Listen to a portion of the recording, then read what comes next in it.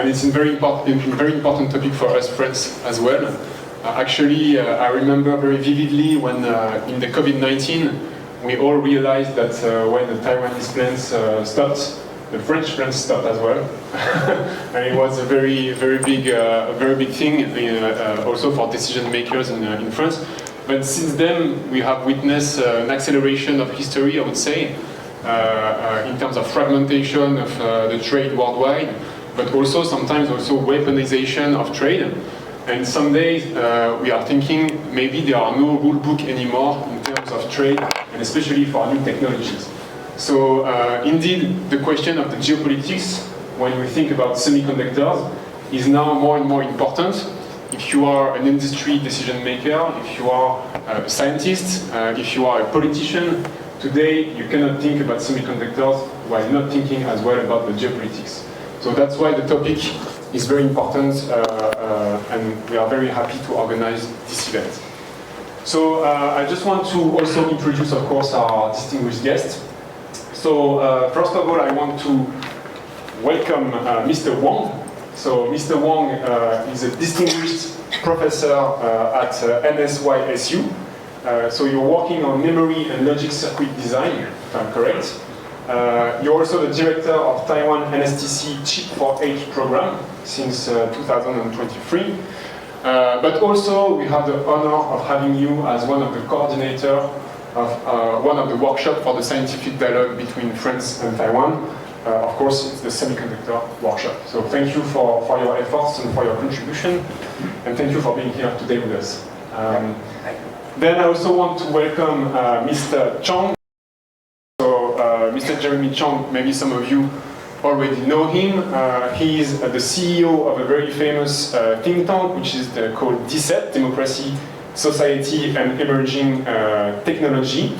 And his expertise covers critical national technologies, including export control, foreign investments, and many other topics. So we are very happy to have you also with us today. And thank you for being here. Thank you. And last but not least, let me also welcome Mr. Duchâtel, Mathieu Duchâtel. So Mathieu Duchâtel is a resident senior fellow and director of international studies at Institut Montaigne. So Institut Montaigne is one of the most prestigious French think tanks today. And Mr. Duchâtel is also the director of the Asia program. And he's one of our best French experts when we discuss about the geopolitics of semiconductor. So I will leave you under their good hands, and I won't be longer.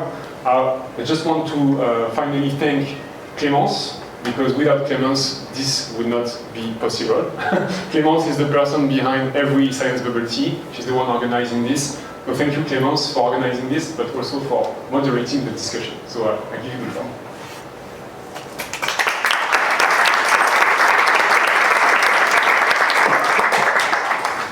Thank you, Josué, for your opening word. Thank you for introducing the guests. And I also want to say thank you again for accepting to come to talk to this Science Bubble Tea. We are very happy to host you. So we will first listen to your presentations that will explain what is a semiconductor, what are the latest technological developments on semiconductors, but also the geopolitical implications of Taiwan's place in the semiconductor industry, from the concept of the silicon shield to the investments made overseas, such as in the US, and all what that means for Europe. So I let you, Chang Wang, start with your first presentation. Okay, so all right. Okay. No, thank you. I was told I only have like 10 minutes. Okay, I travel all the way from the equator to the Taipei, and the temperature difference is like 10 degrees Celsius. As you can see, that I'm only the one wearing the shirts over here. So too bad. You should have warned about the temperature right here. So this is my name. Just call me Cici. All right. I'm old. All right. I think I'm the oldest guy in this room. So this is what I'm trying to say here. So right now, this is the the top two hot words recently. Every day you see on the newspapers, one is AI, the other one is semiconductors. So what are the connections? Because I only have 10 minutes, so right now I cannot make everybody understand what the semiconductor is in 10 minutes. It's highly impossible, okay? We're only human. And these are the homework assigned, okay? What I call a semiconductor is, semiconductor technology, and latest trend, and change, blah, blah, this kind of thing. So I think that AI right now is the hottest word in the world. Okay, so I'm going to explain to you what it is about. So what is AI? Everybody uses it every day, even my students. Okay, they use the AI to solve the equation I gave to them, right? So I asked them whether this is your credit or the credit goes to the OpenAI. So they can answer the question, sir, you want me to do the homework? I did it, and so that's it. So give me the credits. So there are three things about the AI, the fundamental things, three major factors to make it successful. Number one is algorithm. Okay, algorithm. Algorithm means a lot of things, a lot of different neural networks, okay, convolutional networks. If you don't understand it, that's fine. Those are all big words. Don't worry about it. YOLO, okay, long, short-term networks, this kind of thing is algorithm. And number two, you want to make it successful, you got to have a large data bank. Okay, so because we want to train the AI networks to understand what we want to know and what you should tell us after you listen to our command and the demands. And the last one is a platform, is a hardware. These three things make AI feasible. And right now this one is carrying out, these three major factors are everywhere. But right away in Taiwan, I don't know about the population in France, okay, but in Taiwan, what we don't have is the power of a population. We only have 23 million people. Compared to the Red China, sorry, they are recording, so I don't want to say anything stupid to make somebody unhappy. So picture this, the size of India and China, there are 60 times of populations in collaborative populations. So we can never compete with those brains. It's impossible. And it's the same as the data size. Okay, they have so huge amount of the population and a very big chunk of land. That's highly impossible. So this is another thing. But however, to Taiwan, maybe to France as well, we have a very important weapon in our hand. That is hardware. What is that? Semiconductor. And semiconductor is the fundamental element of computing platform. So you must hear a lot of big names, CPU, GPUs. Okay, right now NVIDIA is I think it's the biggest company in the world. You look at the stock price, okay, and DRAM, HBM. Okay, you don't understand it, that's fine. Okay, and now people are telling you that 1 micron, 1 nanometer, okay, 1 nanometer, sorry, this is typo, 1 nanometer is coming. And I have been co-working with a T company for years. I know they already successful in the lab to make 1 nanometer works in the lab. So I'll give you some example of what the AI is. I think everybody uses it. This is just a very interesting application. So right now, if we are to implement the AI in the water, or other domains, what do we need? We gotta have a training data. So right now, this is an example to recognize the clownfish. What we need at least 1,000 pictures. Before like 10,000, now 1,000. To recognize diver in the water. Again, you need another 1,000 pictures of the diver from different angles. Then after training, you can recognize, okay, these two different categories under the water, okay, in real time, right? But I gotta make it clear, okay, for you to understand. This is not functional if your depth is over 50 meters from the surface. It's impossible because after 50 meters there is no light, okay, unless you use a strong battery to back you up. Then after the training, so we have the training. Okay, this is just an experiment. This is me. I'm a licensed diver. Because of this project, I have to get a license because I don't want to risk my students' life, right? Okay, and then we this is the machine we built. This is a very rough machine, okay, and you can see the bottom. of the seabed. And this is the what you see from the camera over there. Okay, we proved that this is successful, but you can do the same. But this is only works in the sun, where the sun light is available. And you are going to ask, what will happen if you're going to dive over 50 meters or 100 meters? You got to rely on something else, which is called acoustic. Okay, so this is just an example. So what is the basics of AI? And what is the demand of AI hardware? And what are the problems ahead of us? Everybody is so crazy about AI, but nobody cares about the limitations of AI. Now, I'm telling the sad story behind this, all right? Okay, this is the timeline. Before 2000, everybody likes to have a big panel display in the house. Okay, we like to see the movie, more home theater, and a very large monitor, and a big notebook, something like that. And then before 2010, we can make it smaller. Mobile era was always coming. So tablet, okay, cellular phone, and EV car. Then after 2020, 2015, we like to see how this is coming. The metaverse. The Google Glass is one of the examples. Then all the helmets that use in the fighter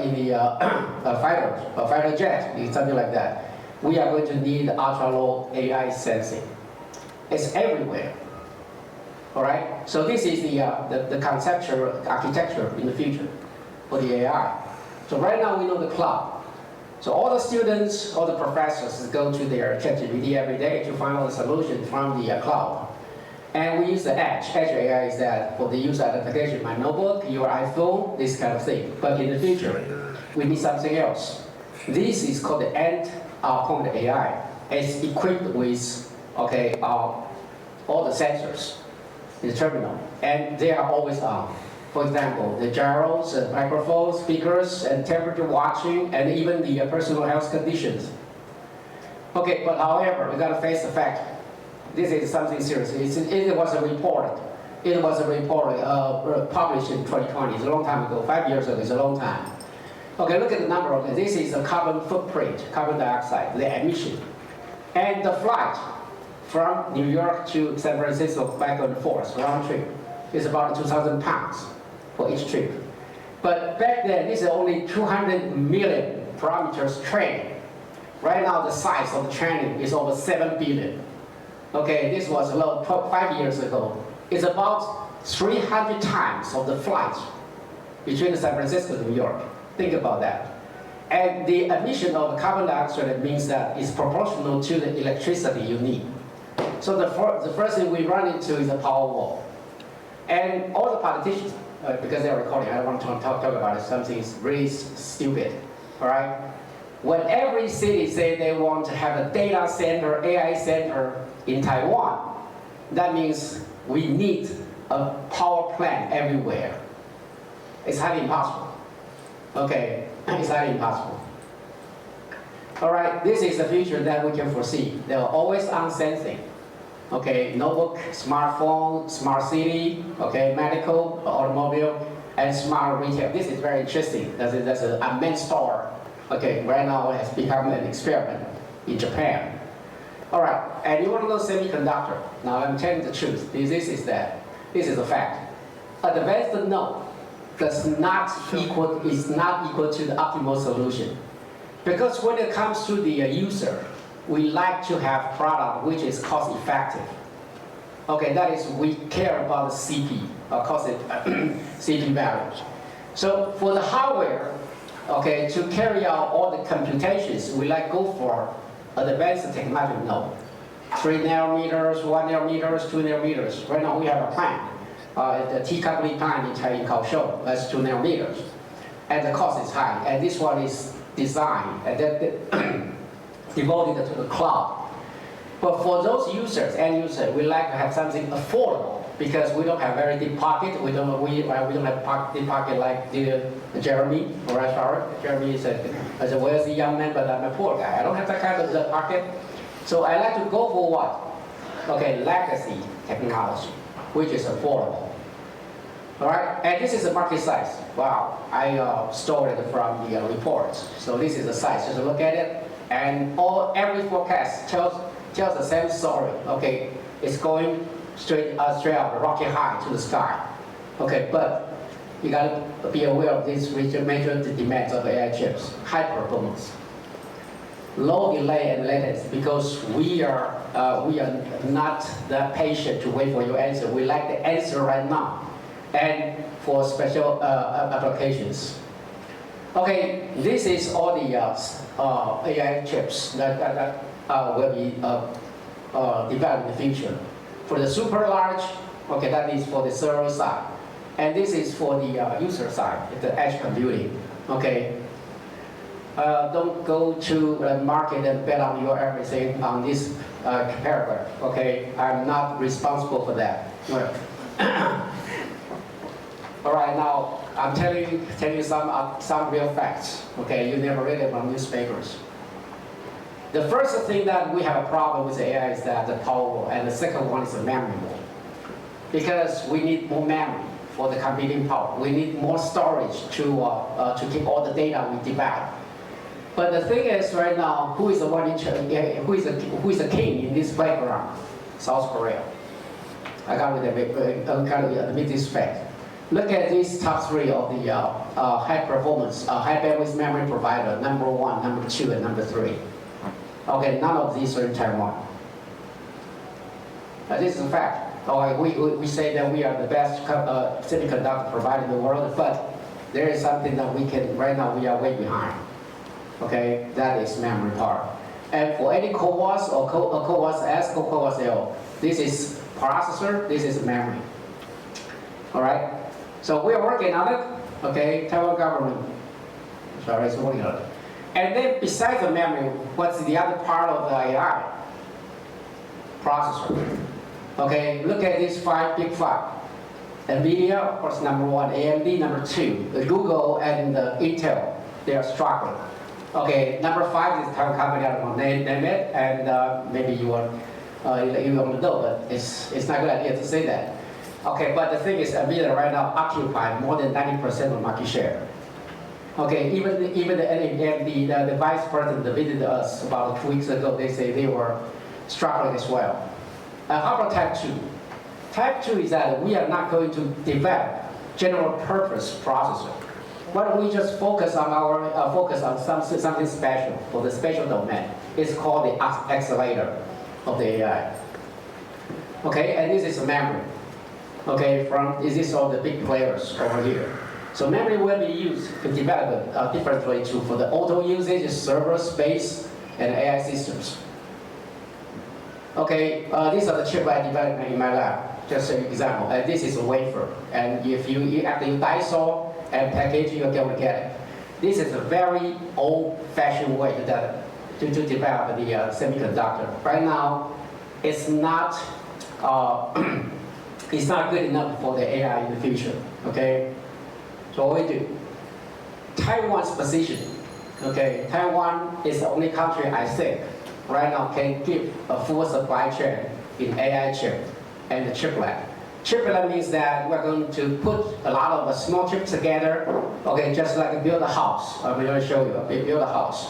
Okay, stack everything together and make it work. And this is the, I don't find the recent report, I find it 22. Okay, this is the number of the company from the mass manufacturing to the end. Okay, and this is idea. And besides that, we have IP provider and the software developer. Okay, these are the material support. Okay, all of these companies, they are located in Taiwan. So we call that Taiwanese supply chain. So our government is so afraid of one thing that once the T company is asked, okay, to move to other countries, the entire supply chain might be moved as well. That's a scary part, okay, of the Taiwan government. All right, and this is another interesting figure. Okay, I took it from my friends. Okay, this is the demand. Okay, this is the Moore's law. So the growth of the technology will be saturated very soon after 2040. So we are going to hit the Moore's law. But however, people are greedy. We like to have a lot more and more computing power. So we have to develop this way. So there will be a big gap between these two. Okay, then how do we satisfy the demand from the people, the chiplet? What does triple mean? So we are going to build something like this one. Because the yield, okay, yield means a good die over good die over the overall die that on the same wafer. The yield will drop very bad if the chip is too big. So the only way that we can ensure the yield and still have the cost competitivity is that we got to develop this so-called 2.5D or 3D stacking. Okay, it's called heterogeneous integration. And the 3D integration, you need good dies and good packaging skills. So it's just like a build a house. Okay, one floor, increase the number of floors all the way up. It's a single stack. And then, besides that, you got besides the apartment that people live in, you like to have what? Another stack, another building for the car parking. Okay, and or in the future, we like to build like a skyscraper. So all of these techniques I can show by this video. This is just a demonstration. This is what Taiwan now entire Semiconductors is working towards with as a packaging. And is HBM, this one we are behind, but don't worry, we have the manufacturing power and as well as this power. So we not only we need a semiconductor knowledge, we also need what? The bonding and the packaging testing capability to make the 3D packaging chiplet work.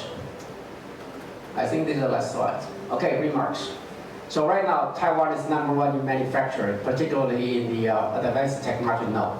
Okay, and #2 in IC design and OSAT. OSAT is outsourcing, assembly, and testing. We are #2. Okay, the major site is in Kaohsiung, about 30 minutes from my office, right over here. And how about the relationship between Taiwan and France? Okay, and EU. So I think we will become long-term partners. Well, Taiwan is good in the manufacturing. Okay, Taiwan's young engineers, they can work around the clock. All right, they are so eager to get big money. All right, I believe it or not, my students earn more money than I do. Okay, it's ridiculous. Okay, the industry pay them with entry-level master students $2 million per year. And when the HR of the company called me, okay, how about this student? I say, do you really want to hire him? I say, yes, but his trip does not work. And they say, we don't care, okay, as long as that he can come to our company and deliver. And in France, I visited France 3 times. I physically visited CEA in the Grand Noble. I was so impressed by their technological sensors and transducers and those power discretes, SD Thompson, okay? And I also admire their creativity and how they focus on special applications. And this is something I don't find from my students and my colleagues, okay? We just focus on the special things, for example, how to push the semiconductor to the limits. And AI will be hard in the few years to come, but don't get carried away. We still have a problem to solve. We got to be aware what the boundary conditions are at this moment. Right now, we just figure out that power wall is a problem. Memory is the second one. We don't know where there is another one. Okay. As for the geographic, geopolitics, I'm going to leave to the other 2 speakers. Okay, I'm sorry, I'm just a technical geek, all right? Okay, thank you.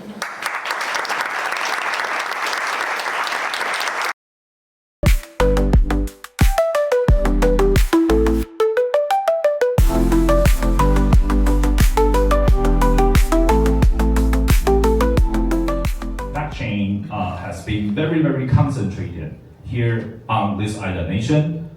So after 3 decades or 4 decades, that Taiwan has become one of the most unique island nation around the world that provide with, as I'm quoting Professor Wang, the complete solution for the ICT manufacturing. So the complete solution, whatever you want, there is a solution. There is a manufacturers. There is a business here on this island nation.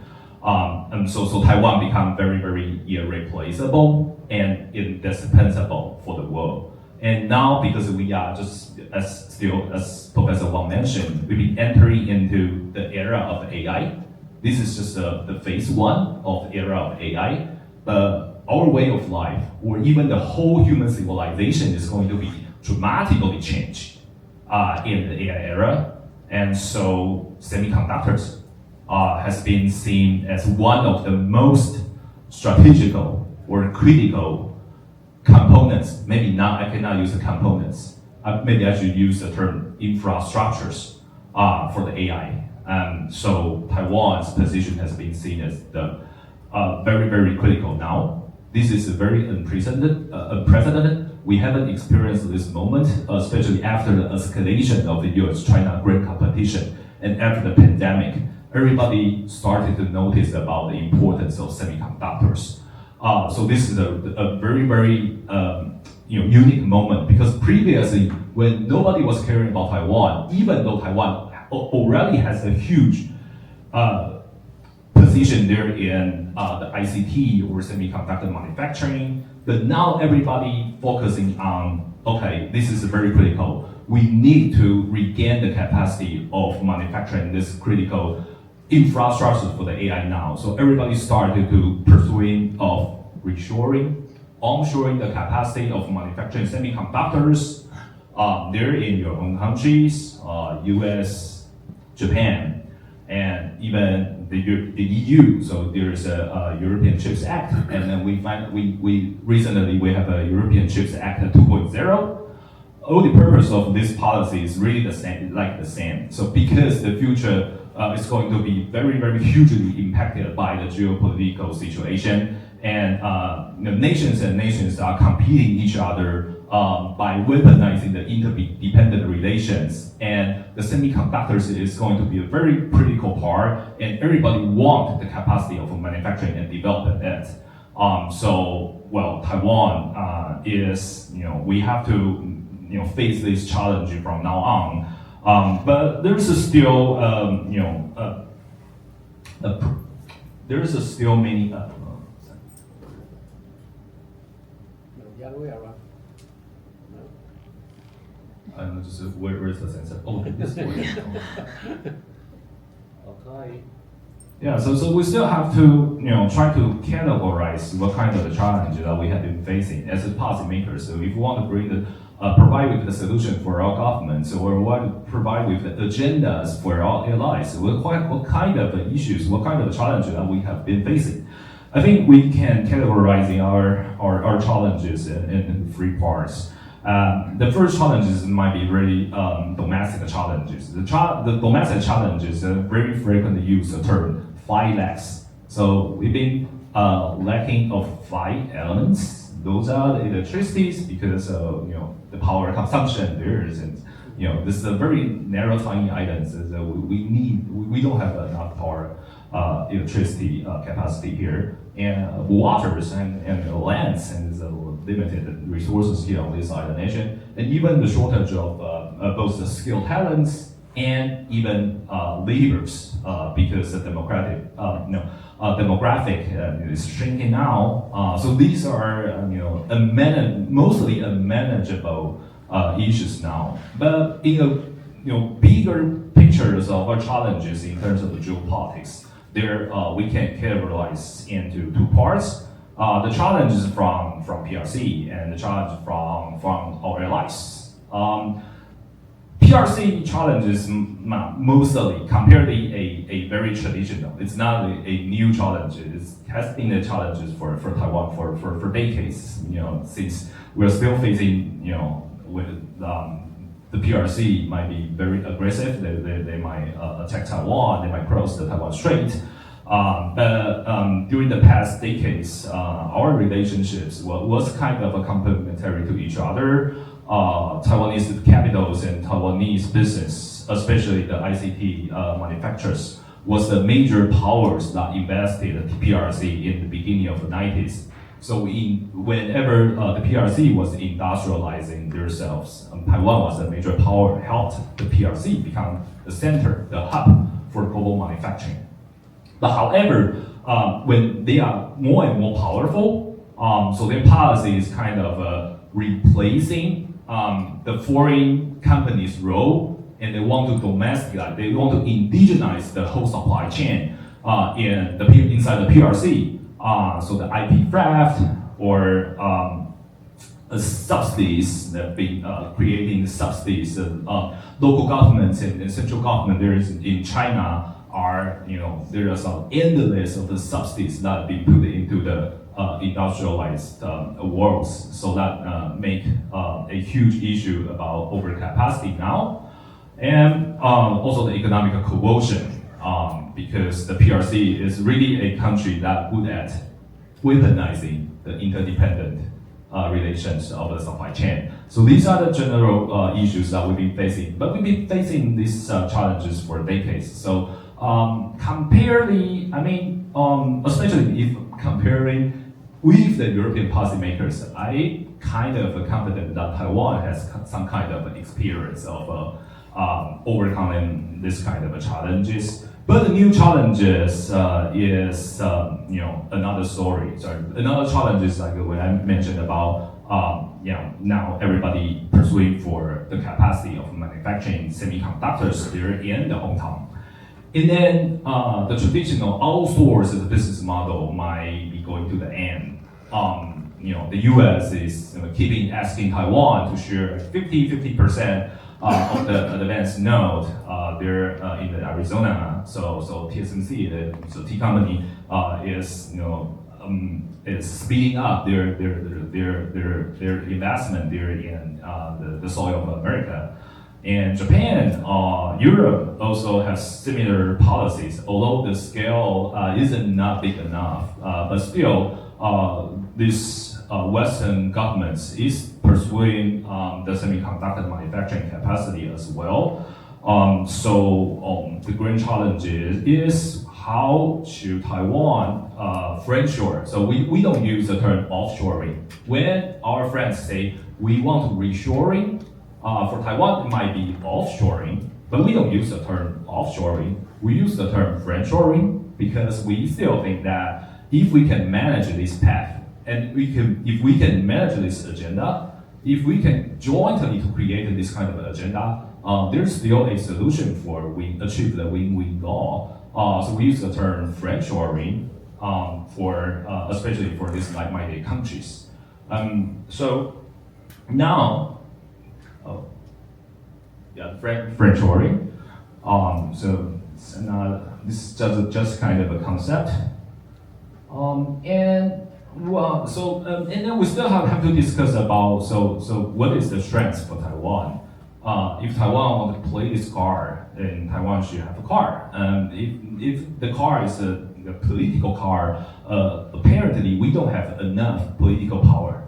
So we cannot say no to the US. If the US want to say, hey, you got to invest here in the US, you have to bring 50% of the US semiconductor capacity to my lands. Then we cannot directly say no. But what are the strengths that Taiwan has? I think just as Professor Wang mentioned, this is still market.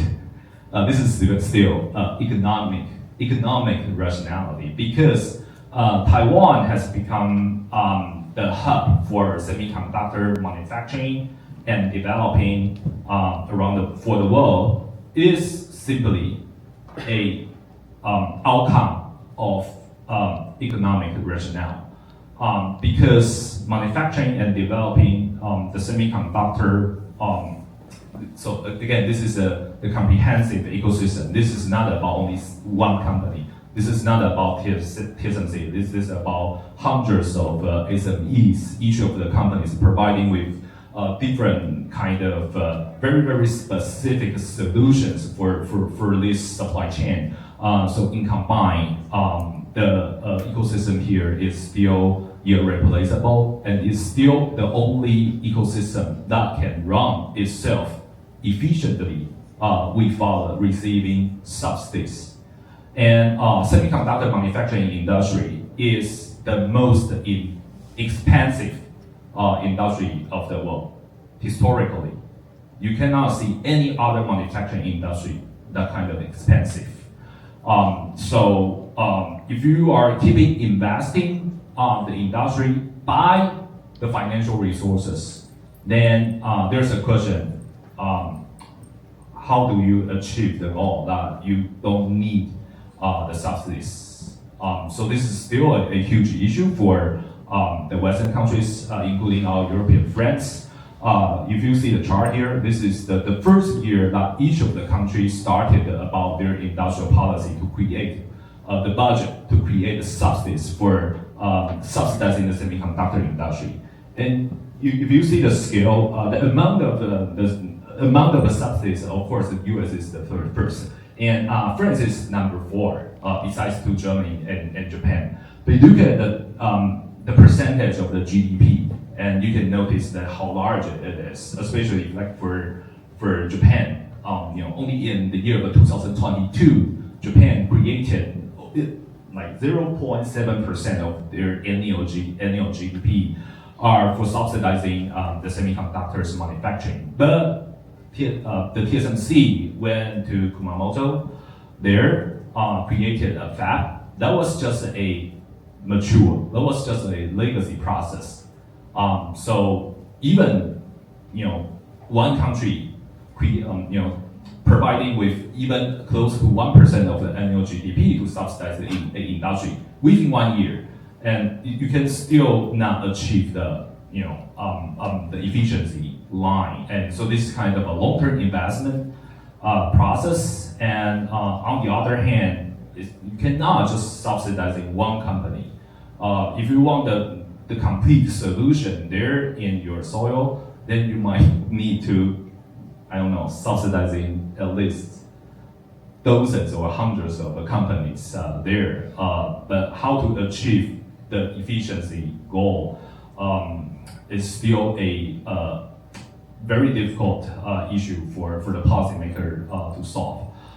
So I think this is the most critical leverage for Taiwan to maintain this strength and then to keep it dancing with our friends there in Western countries. But our goal is, of course, jointly to confront with the PRC. Why? When I mentioned repeatedly and repeated again that Taiwan is irreplaceable, but there is actually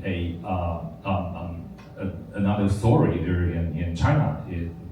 China is the only country that might possible to replace Taiwan's position.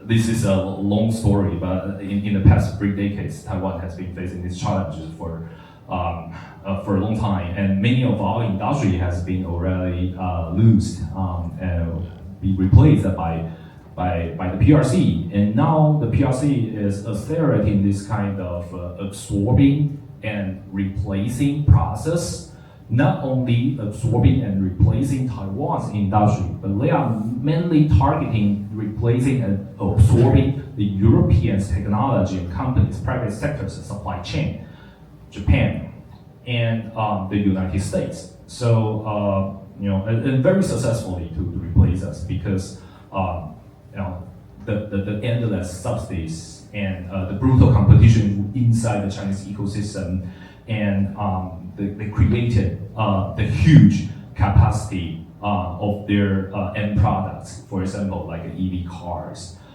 So I think this is a very, very serious issue, especially, actually not only for Taiwan, but especially for traditional economic power in Western countries, Europe, Japan, US. I think their destiny is actually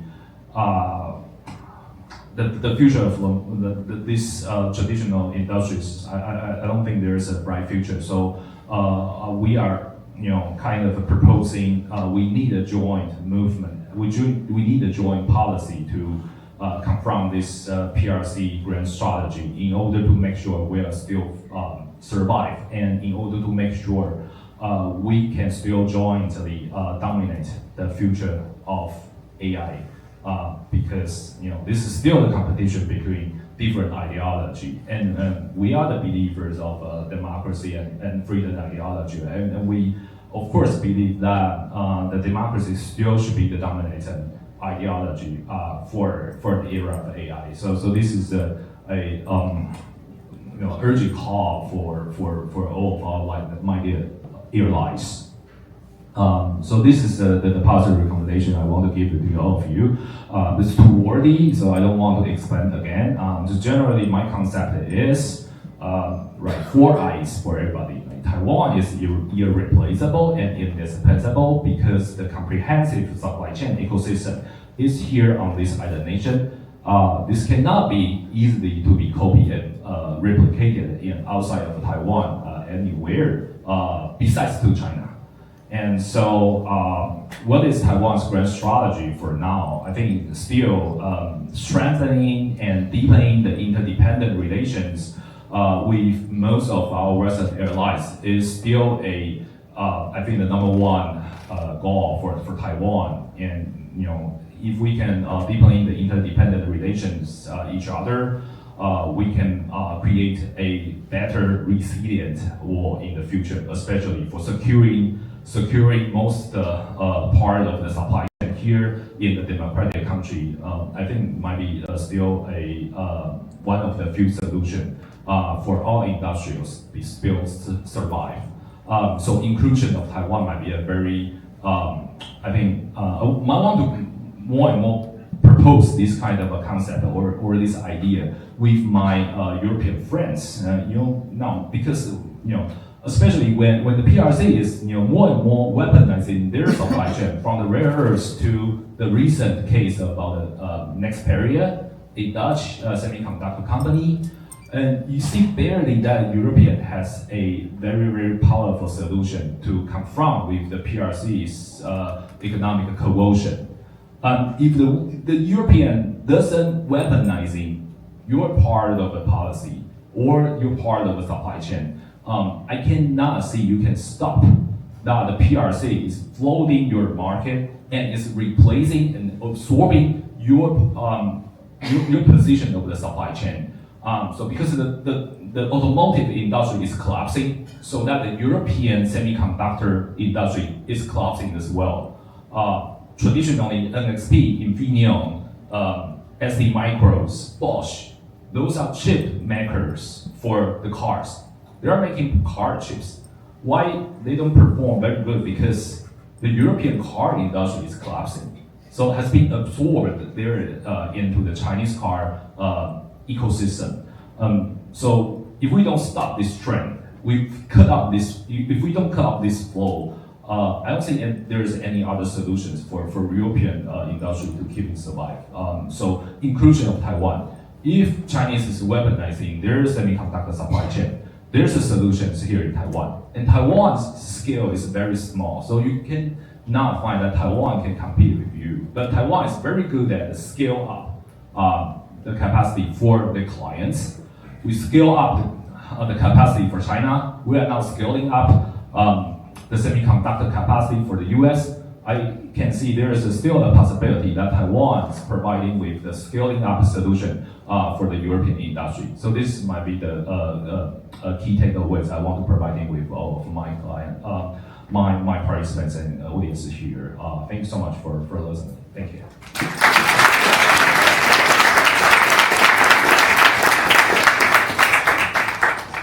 Thank you for your presentation.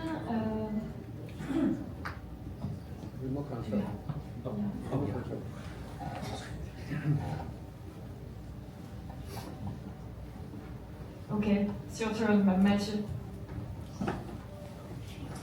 Yes, thank you, Clémence. Thanks to the French Bureau in Taipei and also the French Tech for inviting me. Is this on? Yeah. I'm very glad to share this panel with two great co-panelists. Professor Wang, you spoke as a professor in electrical engineering. Dr. Chang is a lawyer. I was more trained as a political scientist. I actually had the opportunity to spend 4 years in Taiwan in 2003, 2007 to work on a dissertation on how democratization changed Taiwan's national security policy and decision making. And one of the issues was actually how the Taiwanese government had to deal with the question of technology transfers to the PRC in the early 2000s.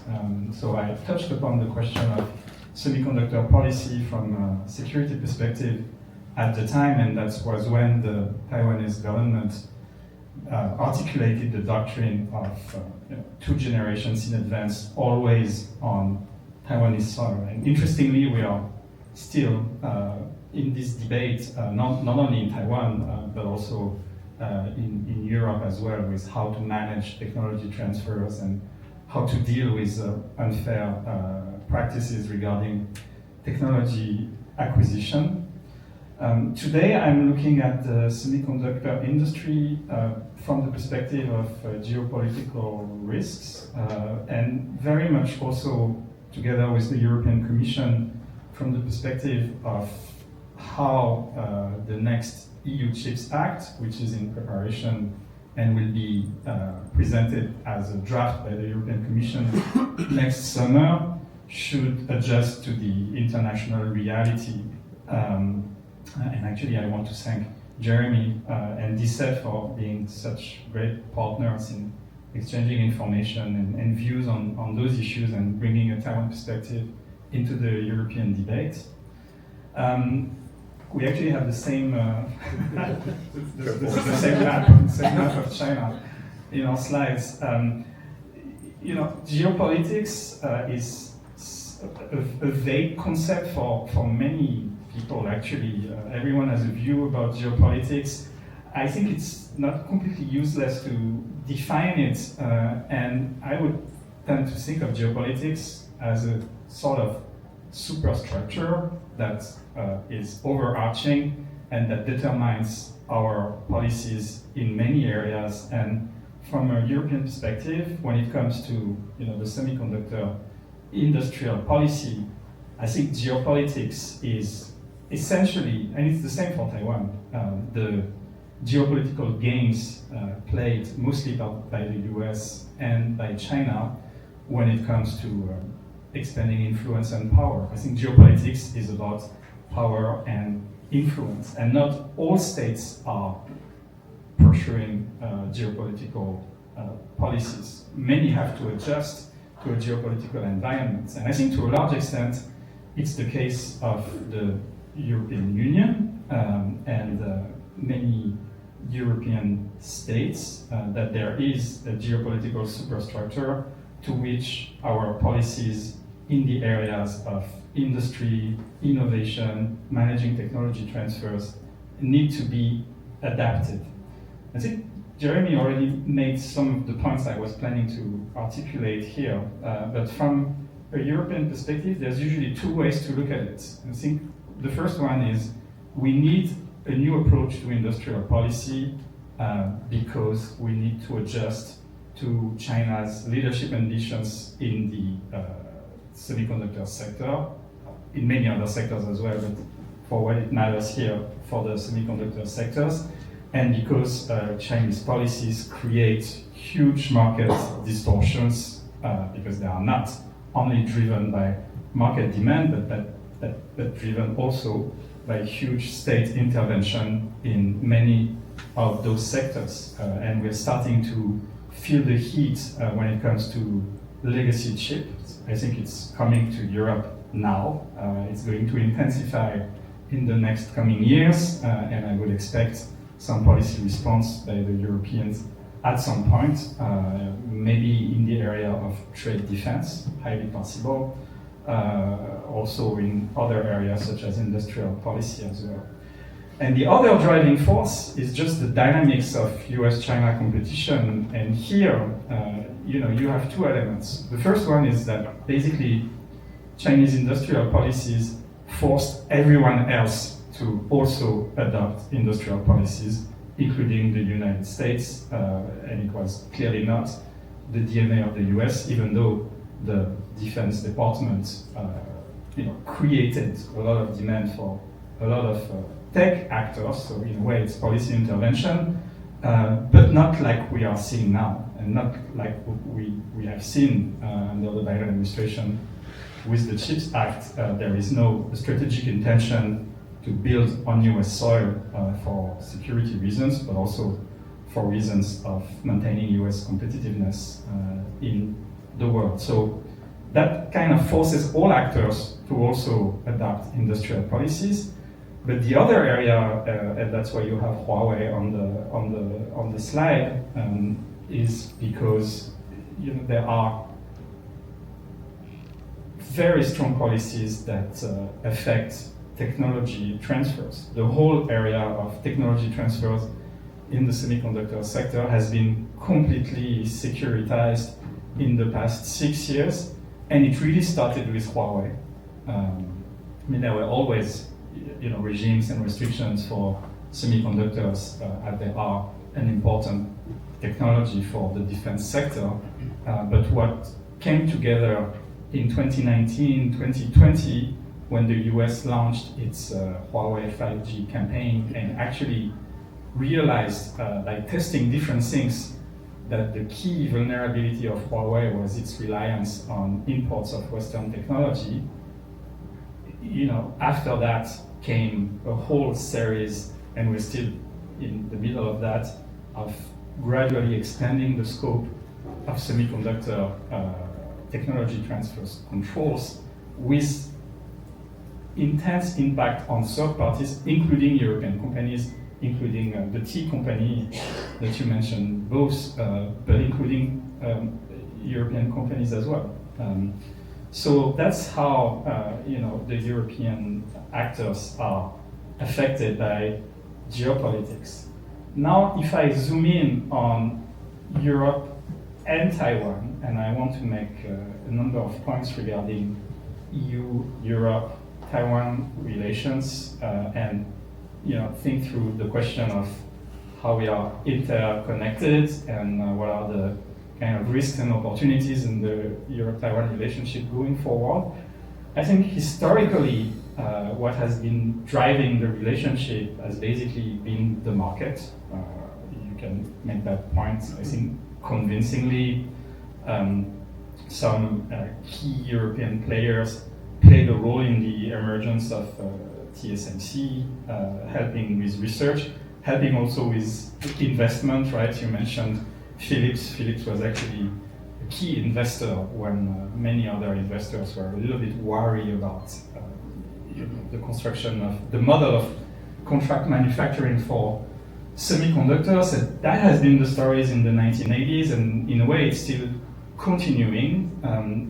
When you look at what has been the trends in recent years, the other notable element is how TSMC, as the key player, has structured almost all by itself the Europe-Taiwan relationship in the area of semiconductors, because it absorbed input from many key European companies, especially in equipment and gas. I have listed them here. It's very interesting when you take these four, actually mostly Air Liquide, Merck, and ASML, that the Taiwanese government has been, very frequently making the case that, look at those three. It really shows that the whole, paranoia about Taiwan's security risks is really not affecting the decision of foreign companies. Actually, they are increasing their footprint into Taiwan, and they are essential suppliers in TSMC's supply chain. So that has been really the trend, or the summary of the story of EU-Taiwan semiconductor relations. But it's now changing, and I think it's been changing not only as a result of market demand. I think the really interesting element, and the two presentations previously pointed to that, is always the dynamics between politics and market demand.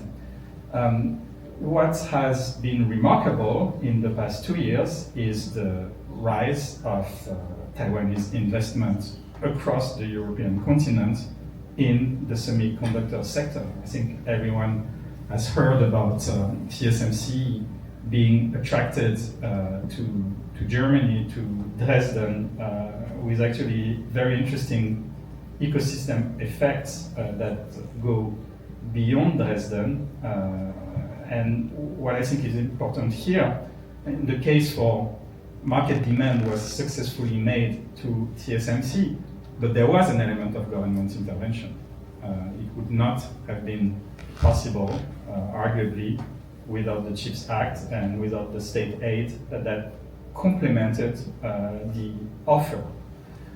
So it's a very successful case of the market demand being present, but it's also an example of complementary state intervention into an investment decision. The other examples that I've mentioned here, Global Wafers in Italy, the new R&D facility by MediaTek in Poland, Foxconn, so Honghai, working with Thales in France for a assembly facility that is specifically targeting, aerospace, automotive, and space. So a new development in the area of advanced packaging, the very active Taiwanese policy towards Central Europe, and specifically the Czech Republic, Poland, and Lithuania. Altogether, when you combine those different elements in the past 2 years, you have a completely changed picture, and a picture that has changed as a result of policy intervention also, combining with market demand, but orienting market demands towards making a very convincing case. And here come the two questions, if I'm asked, and that was the question I was asked, how do the Europeans perceive Taiwan in the area of semiconductors? I think that there are two kind of but complementary approaches. First, we think about risks. I think we should not, be blind to this reality. We think about risks and we think about the exposure of the European industry and the European economies to risks in the Taiwan Strait. And those risks are, can be anything from intensified cross-strait tensions to earthquakes or pandemics. Someone mentioned that we felt the heat during the COVID crisis. That was not geopolitical, but we really felt the heat. So it's now very concrete and tangible.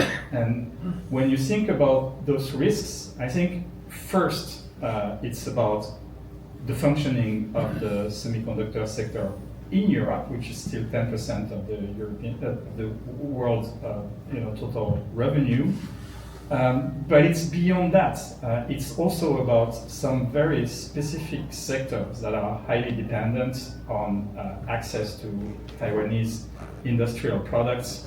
The most known one is the automotive sector. But in case of supply shock, what we know is that if the supply shock is sustained over time, there will be issues for some critical sectors across Europe. Defense, and defense is extremely important now in this period of European rearmament, but also healthcare and clean tech. And when you think of those risks and risks of supply shocks, those risks of supply shock can be something genuine that develops into a sanctions, counter-sanctions cycle, and that brings everyone into a confrontation with China in particular.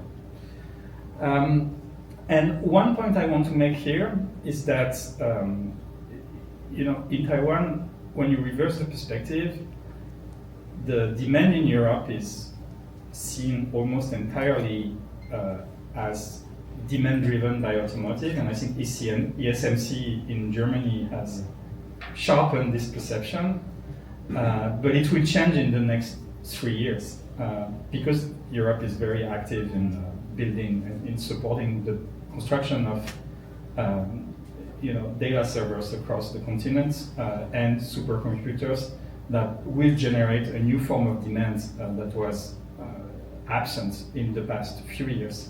But this demand, and actually in the EU-US trade deal, there's one line on purchasing of US AI chips by the Europeans. There's a commitment to purchase $40 billion of AI chips, which is not a small amount. And clearly, this is creating also, purchasing related to Taiwan, because these AI chips will be produced by TSMC. The other aspect is how can we, beyond managing risks, the exact opposite perspective, or in fact complementarity, because managing risks is not necessarily de-risking from Taiwan, even though you do have people in Europe who make that argument. I don't think they are winning the argument. I think the kind of overall direction of travel is more, we have converging economic security agendas, and this creates opportunities to go beyond what I have just described, this wave of Taiwanese investment across Europe in the past 2 years.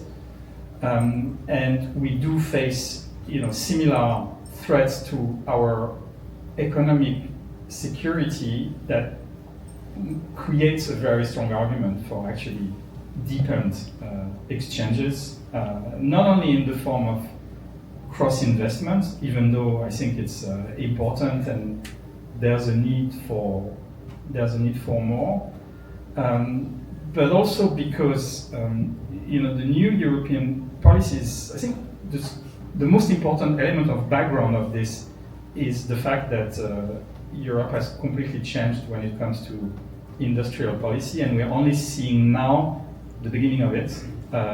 We are only seeing now the change on paper. We're not already seeing the concrete effects, the tangible effects of this change of approach. But this change of approach is coming, and this industrial policy will be intensified and accelerated by some decisions that are coming in the next few months. Particularly, I would argue the Industrial Acceleration Act, which is going to, really double down on supporting industrial capacity in Europe. And I think there's a very strong consensus across EU member states that this is absolutely needed to adjust to geopolitics. And maybe one last point, I think the specific area of talent mobility is interesting. There is already things going on for several EU member states with Taiwan.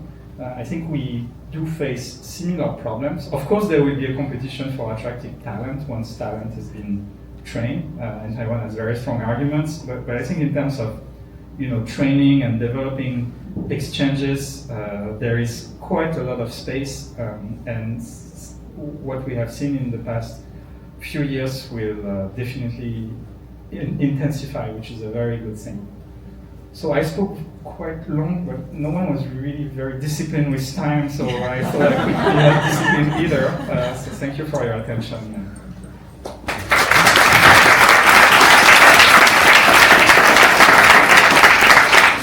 Thank you for your presentations. So before opening the floor to the public, I will ask you each one question, if you can reply quickly, as we are kind of short in time. So my first question is to you, Cici. Yeah. So when we hear about research on semiconductors, we often hear about fields of research such as spintronics and silicon photonics. Could you explain what these fields of research could have, what impacts could these fields of research have on semiconductors technologies? What you're asking is that how can we help each other? Is that right? Yeah. and also, if you can talk about Franco-Taiwanese complementarities in research on semiconductors. Yeah. All right. Thank you. Well, good question. I'm an old cowboy from Brooklyn. Okay, I say law. So what I'm thinking, according to my observations. So Taiwan engineers or Taiwan company, they like quick money. They're quick around.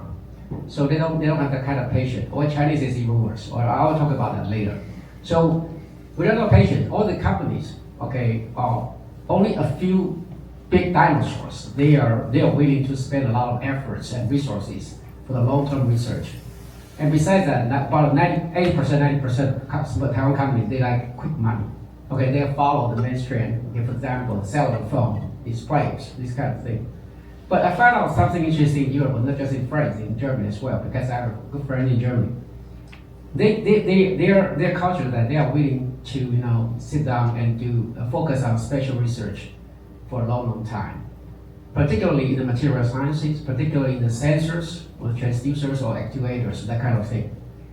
And that is something that we don't have in Taiwan. Okay, we don't have that kind of patient. We like to make money tomorrow. We're gonna bet money today and we get money back from the table. That's what we like. All right, just like blackjack. Okay, in Las Vegas. But somehow it's kind of different like in France. Okay, they are willing to focus on some specialties for a long time and make it work. So I was joking with my friend and with my students saying, right now though the Europeans, sorry, no offense, okay, they are making money from us, okay, using the technology they developed 100 years ago. Okay, the material science, the steel, all the same thing, even the wines from France, okay, the 100 years ago. All right, that's special technology. And when I visited France 10 years ago, I was so impressed by those sensors they developed for those disaster pre-warning, that kind of thing, or about the detection of air quality. And Taiwan company, they don't want to do that, okay, because the volume is so small. Okay, we like quick and big money coming back. So that is something that we can make each other go to the next level higher. We work together. We have the capability and we have the energy to develop special readout circuits and to help these guys, okay, to develop something even more competitive in the future. That's what I'm thinking. And I would like to put something about the beloved China, okay, because I'm already on the watch list of Taiwan government. I don't want to be on the watch list on the other side. Well, don't worry about the numbers, because these gentlemen just show the big picture about how many foundries they have in China. Okay, are you recording? No, okay, good. Okay, I don't want to know. I'll make sure that I won't be in trouble. Okay, the numbers are scary, but I have a brother. I have a brother working in China. So just don't be intimidated by those numbers. Okay, you got to look at how the quality is. Okay, how the quality is and how the user rate is. Because China is not a democratic country. They have their systems. The way they do to make a living over there is trying to find a shortcut. That's it. I don't want to say anymore. All right, that's it. Okay. Hopefully I answered your questions. Okay, thank you for your answer. My next question is for you, Jeremy. So you talked about a new era of cooperation between Europe and Taiwan.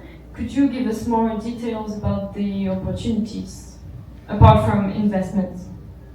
The investments, a great picture for Europe. So I have a many conversation with European policymakers. So I think the fundamental issue that the European industries has been facing is two. Firstly, the EU is losing the driven power for defining the future of the market, because EU doesn't have an AI in technology. Well, some of the technology AI, but the European companies, is not the definer of the AI technology. Mostly either in the US or in China.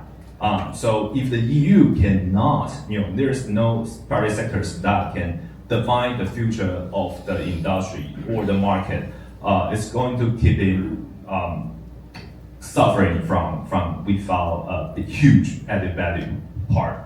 On the other hand, I generally see most of the European industries technologies are comparatively legacy. Although there are many emerging solutions there in Europe, but comparatively the market value and the application of the technology comparatively still stay on the legacy or the traditional industries, automotives, automations, IoTs.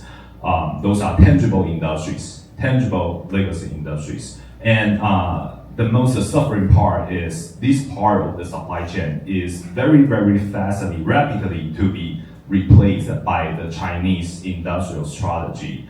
although CC mentioned that the Chinese doesn't have, they have a huge amount, but there is no efficiency because most are just cheat. Yeah, of course, a lot of cheat. They are just cheating the governmental subsidies. But on the other hand, if you see China as a grand pictures, China doesn't have efficiency, but in the end of the day, Chinese grand strategy is very, very effectively to replace the other industries, especially I think Japan and Europe, because those are the manufacturing sectors in most of the automotive, most of the automation, most of the materials, most of the equipments.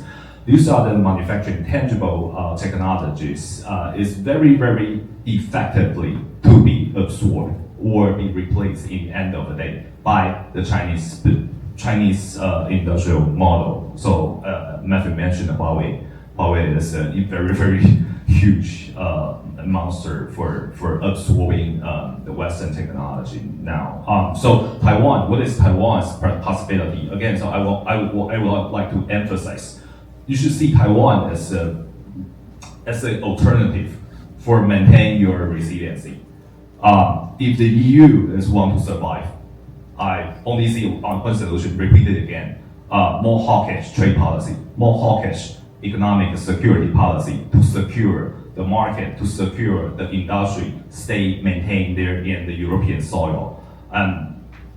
Why? This is a totally opposite trend of the globalization. I think still many of the European policymakers, especially, I think still many of the mainstream European policymakers are still embracing the globalization. But I should say, if the Europeans want to survive longer, I might want to I want to expect that the EU has a comparatively more hawkish policy toward this grand geopolitical competition in order to make sure you are surviving. And so Taiwan is an alternative, not only because Taiwan and Europe is complementary to each other. We are B2B suppliers. We help our clients to scale up. We help our clients to have their capacity for supplying their end products for the world. And so, most of the industry sectors, Taiwan and Europe, doesn't compete with each other. No.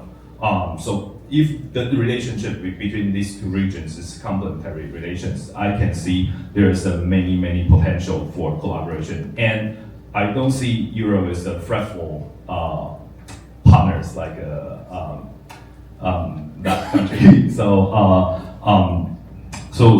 I mean, the private sectors here in Taiwan is generally see more optimistically about brainstorming or finding new chance to invest in their European soil, based on because they can decide their path and they can decide who they want to collaborate with. I still can see there's a bright future for Taiwan-Euro collaboration. Thank you for your explanations. My last question will be to Mathieu. Could you give us your view on Taiwan-US relations and Taiwanese investments in the US? I was, listening to Jeremy's answer, and I was precisely thinking of adding one element of perspective which no one has said so far, but I think it's very important to keep in mind that. Go ahead. Clearly, it's really an answer to your question as well. It's actually a nice transition. The Taiwanese industry, the private players, and the government are, obsessed with the US, right? The US is almost the full picture in their daily life when they think about the international landscape, and for very good reasons. I think it's not only the geopolitics, it's also what Professor Wang has described, the demand and the innovation in AI chips comes from key companies in the US, so you have a very coherent ecosystem between the US and Taiwan. That's the basic fact, but I don't think we should lose sight of this because in a way it's creating some difficulties for advancing a Europe-Taiwan agenda because you need to catch the attention, make the case. I think, as I tried to describe, there have been some very tangible changes in the past few years, and I think the Europeans are very active in making that case clear. And to your question, I heard recently the argument that Taiwan was de-risking from cross-strait tensions by re-risking vis-a-vis the US, kind of putting all Taiwanese eggs in the same basket. I think it's exaggerated. I think that the basic framework that I was studying in the early 2000s, keeping advanced technology and volume in Taiwan still works, but it's under very heavy pressure from the US government because the US wants an industry on US soil, but Taiwan is managing this relationship with the cards they have, which is basically the level of innovation and the advanced manufacturing capacity being here. So, I don't think this should be exaggerated, but I think it creates a strategic argument for advancing this agenda with the Europeans. And what I found out in the past few years is that when you get the attention, there are many interesting investment cases to make, and it's not only political. It maybe needs a little help from politics in the beginning, but not even always. I think there are some complementarities and opportunities for Taiwanese players that can be discovered once the attention is on the real thing. Now, maybe final word on the US, very cautious one. Taiwan has not signed its, we often use the term trade deal, but actually all the deals are trade and investment deals. And I would expect an investment element in the deal that Taiwan and the United States will sign. My very subjective observation is that if there is an excessive push on investment from the US on Taiwan, like what was the case with Japan, actually, the US pressed a very, very strong investment commitment from Japan into the US.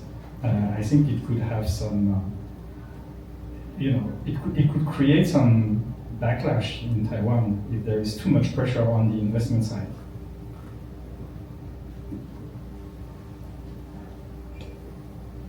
Thank you for your interesting view on this. I'm now going to open the floor to the public. So, who has a question? We need a first question to begin.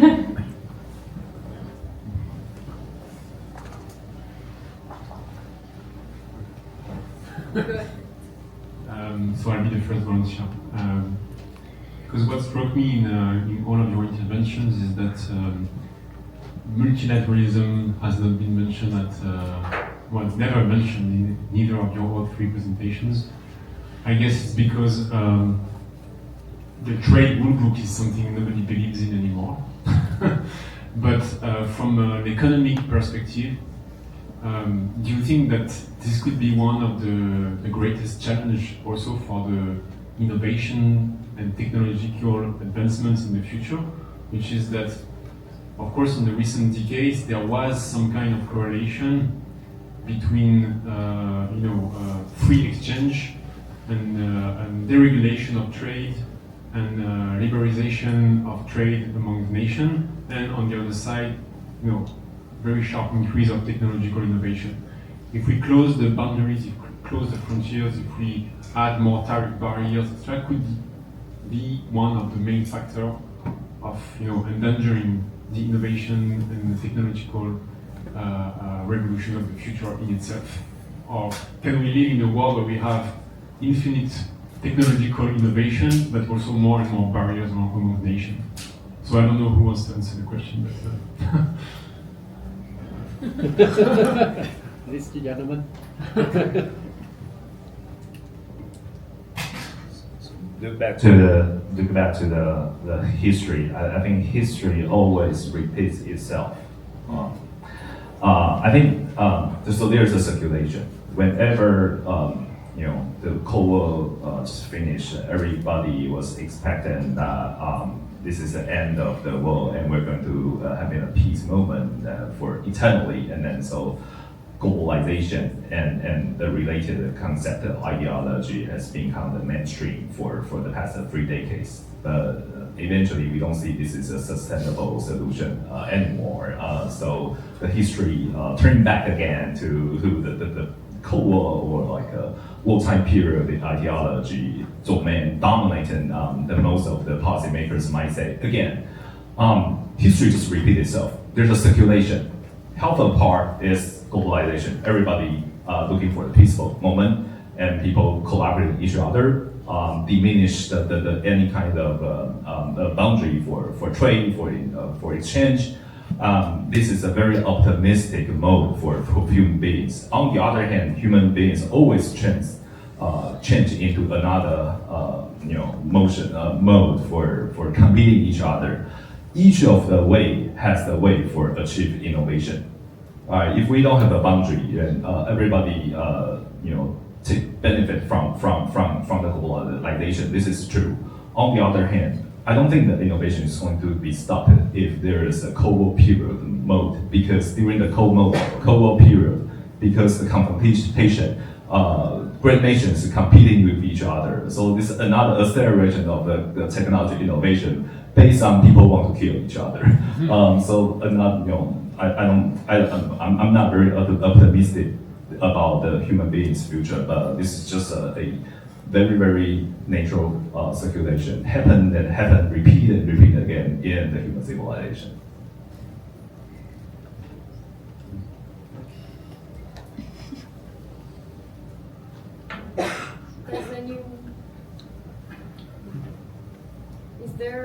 Is there another question?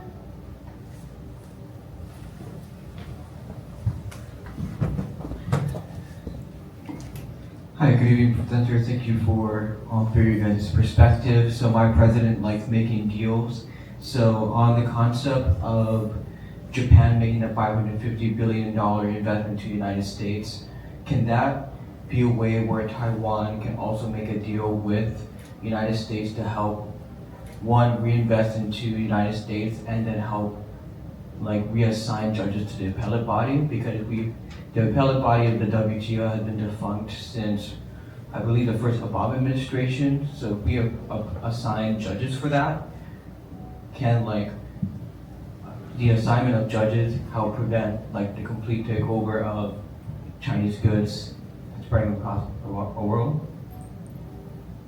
My understanding is that Taiwan was really the government was really counting on a very early announcement regarding TSMC's investment in the US to basically manage the whole trade tensions and requests from the United States. So by acting very early, preventing, in fact, what it actually did not manage to prevent, because this is happening now, the whole pressure on trade and investment, being proactive and preempt, solve the problem and put the US-Taiwan relationship under the two new administrations clearly on track for very stable cooperation on technology and defense and trade.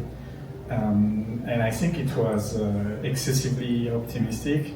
It did not produce the results that were expected by the Taiwanese side, but it's very hard to blame them, given that we now understand that the administration in the US is making tactical moves basically all the time, and that there is never an end to the negotiation. In fact, because many of the agreements that have been reached are political agreements with details that need to be worked out. So, and also I think that there was a kind of expectation that making announcements would be sufficient to manage the pressure. And then you could basically delay and win time, and I think that's been the attitude in many countries and many companies as well, perhaps. But it seems that it's no longer a safe bet to think like that, because there is follower pressure. So I think everyone is learning by doing in managing relations and expectations from the US administration, and for Taiwan the stakes are very high, obviously.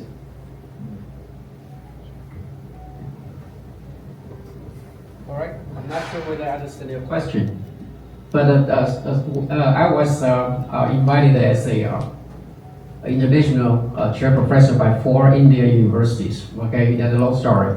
So whenever I give a talk, I say I'm from Taiwan. And they say, the Indian students say, where the hell is Taiwan? Okay, Taiwan is here. It's a teeny tiny island. Okay, this teeny tiny island, I can maybe be more proud of that, because we are now waging a war against the #1 country in the world, economic war, and we are going to wage another war with the 2nd largest country in the world.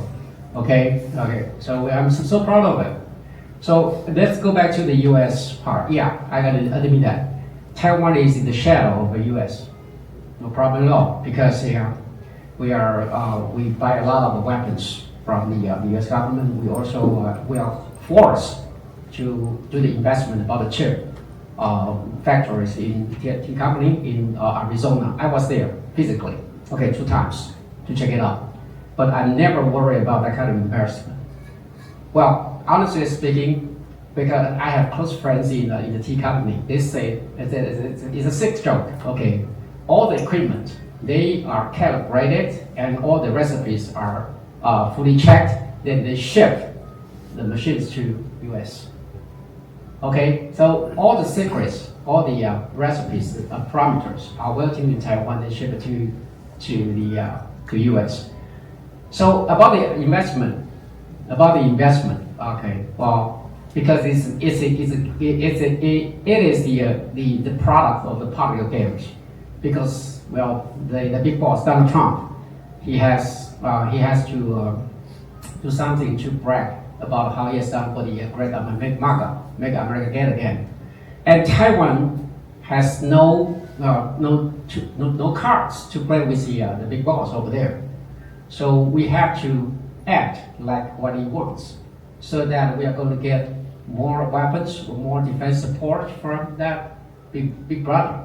There is no way to go around that. But however, it is my belief that politicians, policymakers or politicians, whatever you want to call them, okay, they will do their maths before they make any decision. Well, if you take away from the T company as well as all the supporting cast, that would be disaster of Taiwan. Okay, that would be disaster, because if you look at the numbers or look at the pie chart of the economies of GDP, so it seems that this is the backbone of our economy so far. So I never worry about Taiwan is going to invest a lot of money over there. Even the government does. Okay, my belief is that I think I can mark this down for sure. Okay, all the important recipes and the technical know-how will stay on this soil. That's what I'm going to say. All right. Okay, I think we still have time for a last question. I see 2 hands. We can do 2 questions. Thank you very much. We are just talking about semiconductors and its importance, of course, but so as a European, of course, I get the feeling that we are a bit too late already in all the developments. Of course, there are some niches where we could go and develop some applications, but wouldn't it make more sense, wouldn't it make more sense for Europe to kind of go to a different field, to be kind of like Taiwan a few decades ago, where you choose a certain specific field where you develop it yourself to be indispensable. And in that case, what do you think that field would be? So that's kind of my question. We can maybe take the second question at the same time. Okay, so I also work in the semiconductor industry, and I'm aware of the capacity costs and expansions, and from all the presentation, it sounds like a win-win scenario when we friendly invest together. But I want to take the other approach, looking at the debt numbers from the big countries like in Europe, in USA, and in China, where potentially those invests are not creating as much growth as it's planning. Maybe the capacity is used for other purposes like militarization, and it creates actually more threats. So what would be the role of Taiwan in the geopolitics where we end up in a lose-lose situation for the whole world? Does it bring more opportunities for Taiwan to still then develop the inland production, stays outside of the rest of the world? Or would this be a lose-lose scenario, like a massive threat to Taiwan, because it depends highly on the rest of the world? So how resilient is Taiwan economy in case of a lose-lose? Yeah.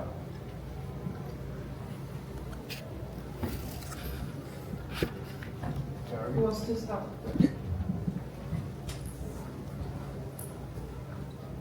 This is a fantastic question. Yeah, let me bring something about how to answer. The lose-lose scenario, I see some potential phenomena has already happened. There's a term in the industry called NCNT or OOC, non-China, non-Taiwan, or out of China, out of Taiwan. If you are working for this industry, everybody is familiar with this term because it very frequently be mentioned and be applied in this recent couple of years. So what is NCNT or OOC, OOT? It's like clients or clients might be the European car makers, might be the US chip designers or device makers. They are requesting the supply chain to moving out from China because this is a geopolitical moment. So that they think maintain the supply chain there in China is too risky. And simultaneously, these clients are asking the manufacturers moving out from Taiwan as well because, again, Taiwan is too risky as well. Right, his kind of ironic thing has happened because moving out from China,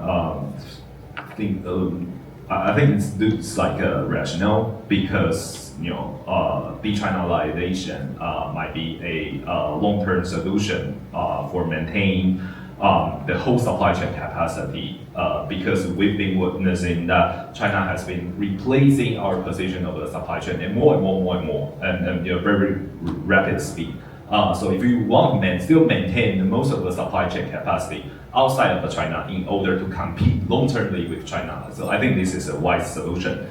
But then about Taiwan, because Taiwan Strait is risky as well, as Mathieu mentioned, all the Europeans, all the international companies has to calculate about these risks. So we don't want to, Taiwan has too concentrated function for many of the part of the supply chain be manufacturing or be run here on this island nation. But if we cannot strike a balance, then we cannot reach out to our fundamental purpose.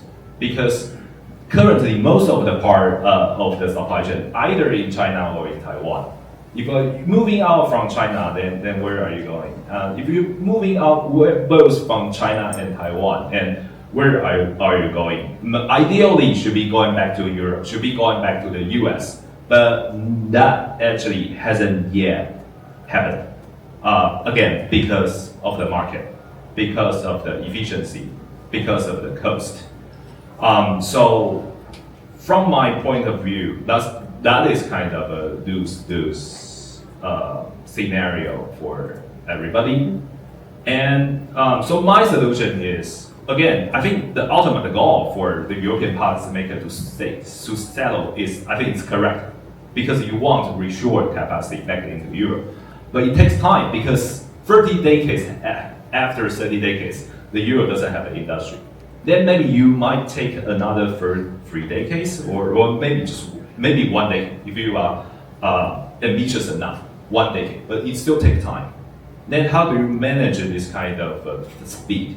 And to make sure, first of all, the technology and supply chain be secured among the allies, as long as you are not going to be coerced by the rare earths, by any part of the chips that the European doesn't have the chips.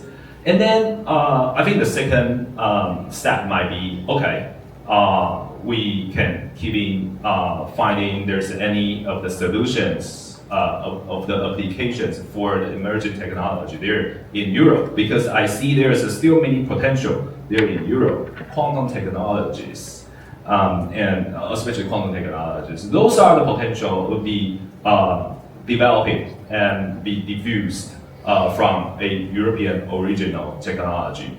This is still, because this is the foundation for Europe, because the years, hundreds of years of the foundation for basic research still make sure that Europe is a sustainable ecosystem for having new ideas become the emerging technologies. The problem is that the Europeans is not good at scaling up, still is not good at industrialize the technology anymore.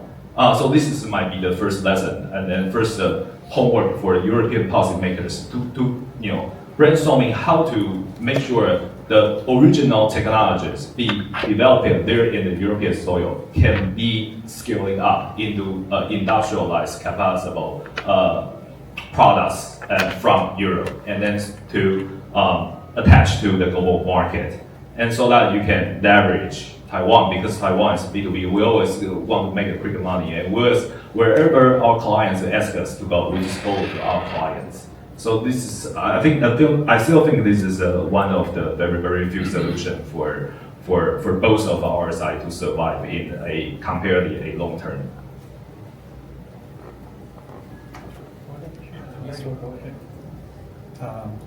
Yeah, I wanted to complement your view and specifically answer your question, which I think is excessively pessimistic. And I would really encourage you. There's one very good report that was produced by the European Court of Auditors. They audited the CHIPS Act. And actually their first finding is something everyone knows, but the goal of the CHIPS Act, or it was not in the CHIPS Act, but it was framed politically as getting Europe from 9% to 20% of the global revenue of semiconductors, which was not realistic at all, right? So we are not there, but we are at 11, from 9 to 11, and actually the projection, if trends do not completely change, is that we will be around that in 5 years, between 10 and 12. So it's, there are not that many actors in the semiconductor sector in the world, so Europe is there to stay. And then when you think of key strengths, everyone has lithography in mind, because lithography is a monopoly, basically. Extreme ultraviolet lithography is a monopoly that probably can survive for 5 years, a decade. It's hard to say. I mean, there are many different views on that, and China is very actively trying to catch up on lithography. But we spoke about innovation and trade. What I learned watching the semiconductor industry is that innovation really proceeds in virtuous circles among a few key actors that innovate together, and I think it really will continue that way in the future. So lithography is one, but the other one, and Jeremy mentioned that in a way, is fundamental research, and the 3 key leading institutes in Europe that are IMEC in Belgium, Cevaliti in France, and Fraunhofer in Germany are indispensable to many industrial players. So I think the question for policymakers is how to make sure this indispensability resists all the other policies by other actors that also would like to develop such fundamental research capacities. And then, the third key element of strength is the strength of the European market. But here we are only learning now how to really leverage it, especially because it's not a unified market for some of the, speaking of semiconductors, for some of the key buyers of semiconductors. Telecommunications is not a unified market, defense is not a unified market. So I think we know what needs to change when it comes to creating market scale. And creating market scale means to also use some trade defense elements. The trade defense elements probably need to be complemented by, working together with Taiwan, Korea, Japan, probably the US, probably some other countries as well, to create market scale together. I think next year, France will have the presidency of the G7. This issue has been discussed at the G7 for quite some time. I think it's kind of gaining traction that you need to create demands for products that are reliable, and you cannot support industry only by state aid. I think it's really about creating a market, and we need to do that work at the European level. And that's already a lot of work to get there, but it's probably not going to be sufficient, and there is an external dimension to the European project. So if all this is actually done properly, I think we could even go beyond the 10%, which is much less pessimistic than what you suggested. Okay. So, I thank to these two gentlemen. They answer most of the questions. Okay, but I want to ask a few things. Okay, well, in a democratic system like you have and what we have here, so the creativity, the innovation, cooperation are much more appreciated in such a system. But it's not like that in the other system. And all of these cooperations, innovations, creativity, they will be rewarded in a fair way. But it is not like that in the other system. So I don't think there will be a lose-lose scenario. Okay, if we work together. Okay, the basic technology we have here, and the basic or so-called the material science or other technology developed in Europe.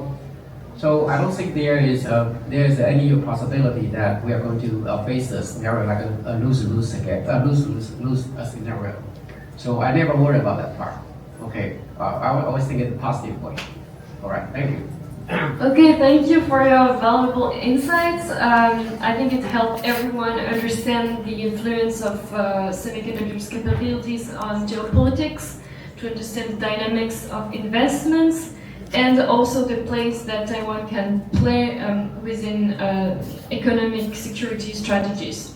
So I'll now close the debate, but do not hesitate to continue the discussions around the bubble tea and around the buffet in the kitchen. Thank you.